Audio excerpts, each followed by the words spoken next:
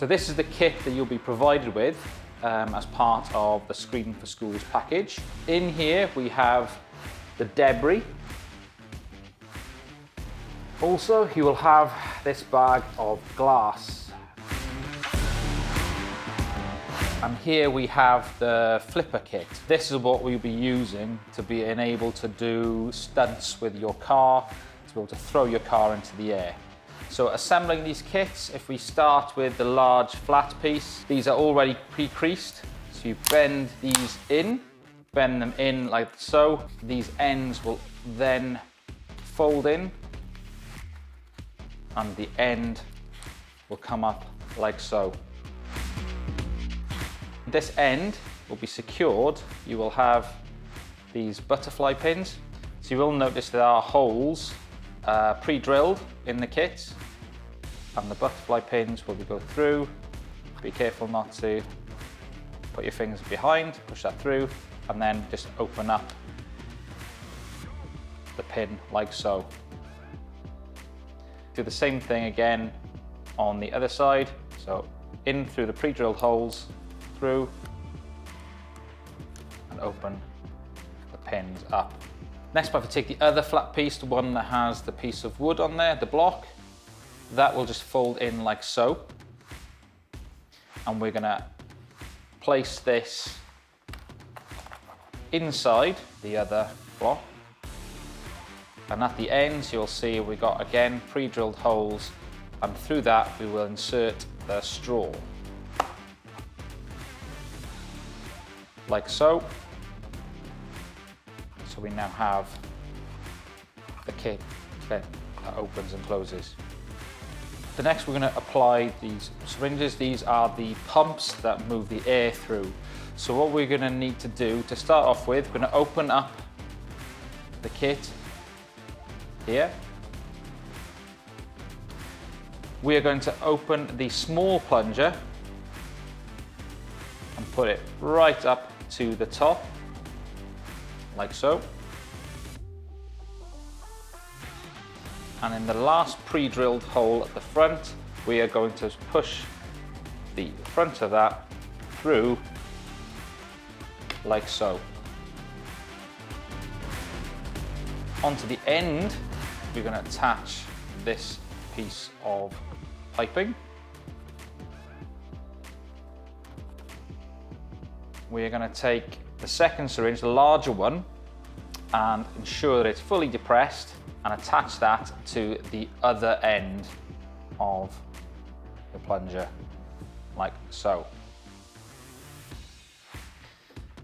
The last thing that we need to do is now to push the air through from the small syringe, and you'll see the fact that we now have the air that we need is placed inside the large pump. And because this has been pushed down, this will now close up, and if I press this side, we get the flipper, and we can demonstrate this.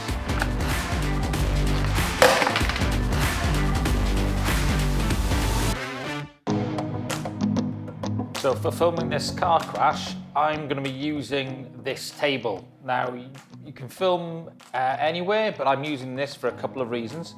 One is by having on a table, I'm able to get the camera quite low, and helps me to get the camera quite low to the shot. And also a nice smooth surface so that my cars can travel very smoothly along there. If you're on concrete, then these cars sort of might not move as easily. My cars are actually sort of spring-loaded, so it means that they will move by themselves, okay? But I don't want to sort of make it to look just like a table, so I'm actually going to create a little bit of a set. Now, what I'm going to use for that set is that I have been out to my garden, and I've been finding pieces of moss. Now, moss is quite good for a substitute for grass, because moss, when you look at it closely, it has these kind of little bits of plants which will be quite important for us later on. I've created this sort of one road, and then I've created one little junction in it.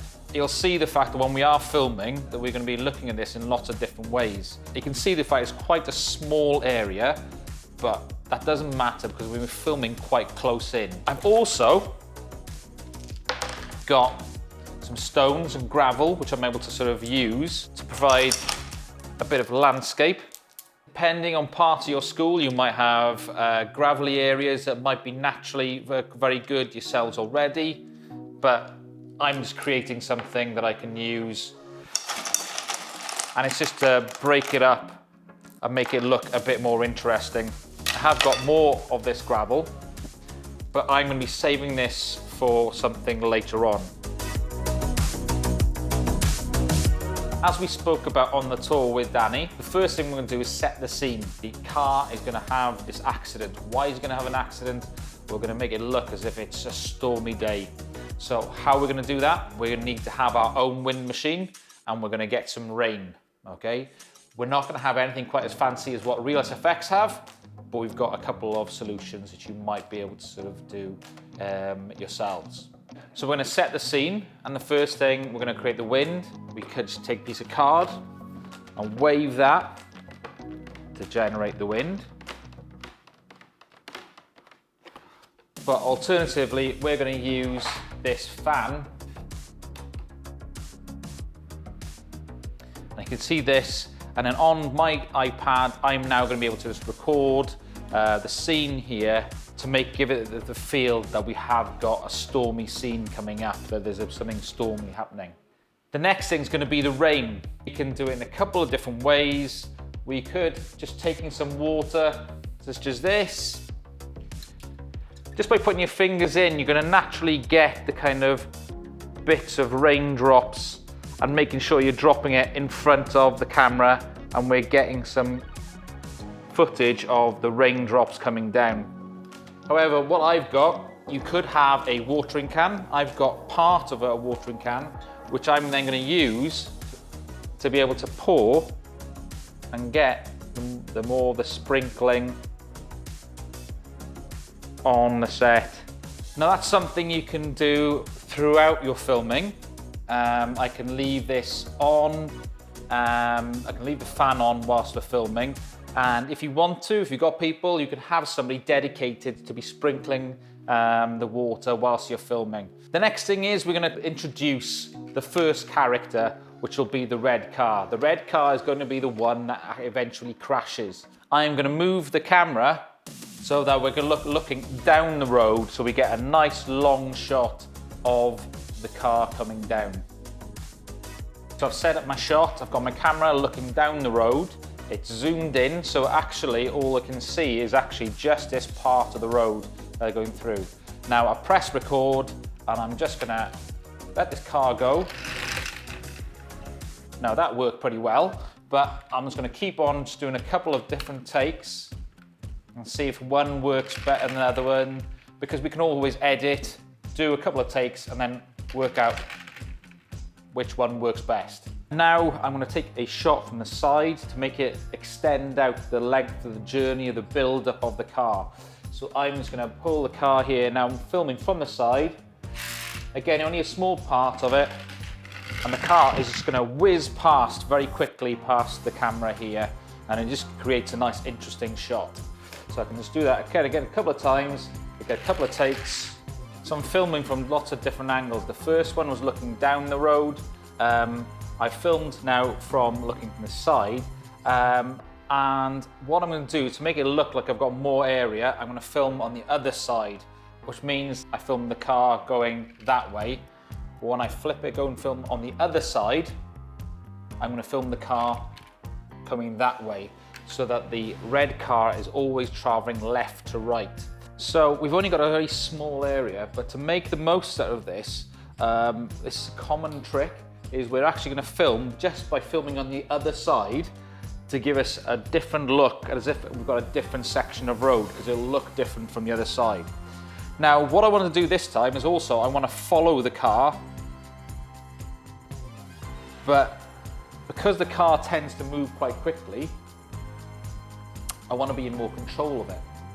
Now what I've done is I'm looking really close down on the road. What I'm going to do when I'm filming it is that I'm actually going to control the car with my finger on top, and I'll need to adjust it a little bit until I get it so that I can see the car, but not my finger on top.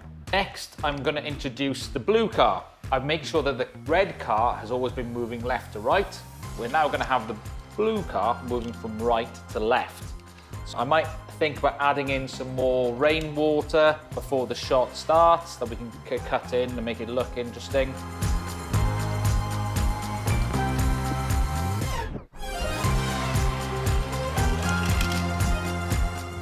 So I've just changed the angle slightly to, again, just to make it look a little bit different again. And again, a couple of shots until I get the car to travel suitably down the road. So the accident is going to take place here, and my next shot, I'm going to start off, press record.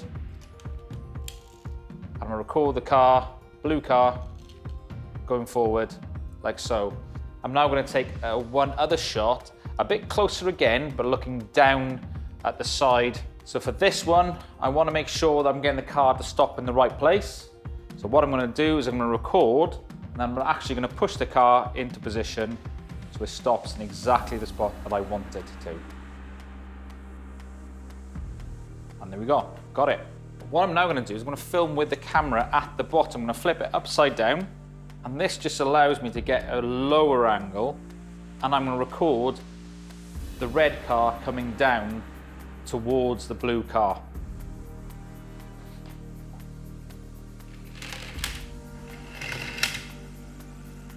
Okay, so now we're filming the actual stunt element of this. So what I've done here, if you notice, I've mentioned earlier I've got extra gravel, is I've put the flipper in, but I've put the extra gravel. This is from on the camera here, you can't see the flipper, and I've also raised the blue car up so that it's in the right sort of level for the red car to hit the blue car.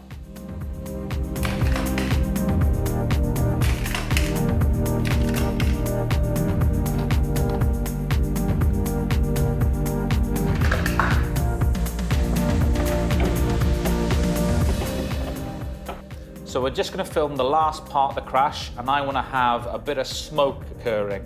Now, we haven't got any of Danny's smoke machines here, but what we have got is just a bicycle pump and a funnel, and then some just flour, plain flour that you use for cooking. All we're going to do is we're going to put the air through that into the flour, and that's going to create just that puff of smoke that we're going to use when we're filming the crash. It's going to look a little bit like that. 1, 2, 3. 1, 2, 3. So the last shot, we're going to get a shot of the aftermath.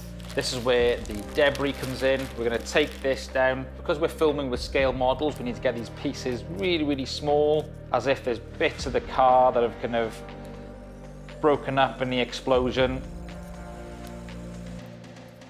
I'm going to keep one, which I'm going to drop down when we're actually filming. Do the same thing with a piece of glass, splinter it into tiny, tiny pieces, because this will just look really good and catch the light and give us the effect of all the broken glass. So I'm actually going to take the shot. I'm just going to have a little bit of movement on the car. So what I'm just going to do is just spin it, and when I take my hand out, I'm going to drop some more debris in. And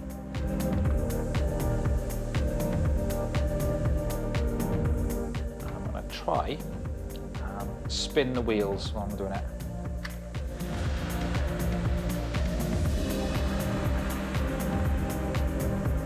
Okay, so that's all the filming done. We're now ready to actually go and edit it, and that is what we're going to be covering in next week's Screen for School session. We're going to be giving you the footage that we filmed here, and we're going to use that as part of the tutorial for you to be able to learn how to edit, and we're going to introduce some other bits and pieces to hopefully bring this all together that's been filmed on a small part of the tabletop to make it look like a real crash has happened.